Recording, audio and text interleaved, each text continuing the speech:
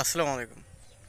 যারা নতুন বয়স্ক বিধবা ভাতার আবেদন করেছেন, তারা অল্প দিনের মধ্যে সেই বয়স্ক বা বিধবা ভাতার সেই বই পাবে কিনা আর সেই টাকা পাবে কিনা সেই প্রসঙ্গ নিয়ে আলোচনা করব। যারা প্রায় 3 মাস আগে বয়স্ক বিধবা বা প্রতিবন্ধী ভাতার আবেদন করেছেন, সেই বই হতে বেশ কিছু সময় লাগবে। আর সেই সাথে প্রায় 3 মাস আগে যারা বয়স্ক বিধবা ভাতার আবেদন করেছেন, তারা কিন্তু টাকা পেতে বেশ কিছুদিন সময় লাগবে।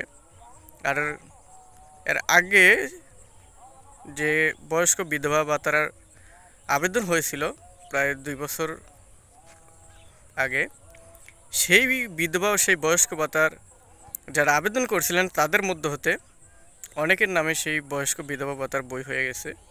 সেই সাথে তাদের অ্যাকাউন্টে প্রায় 6,000 টাকার মতো চলেও গেছে, অ্যাকাউন্টে ঢুকেছে যাদের নামে বই হয়েছে।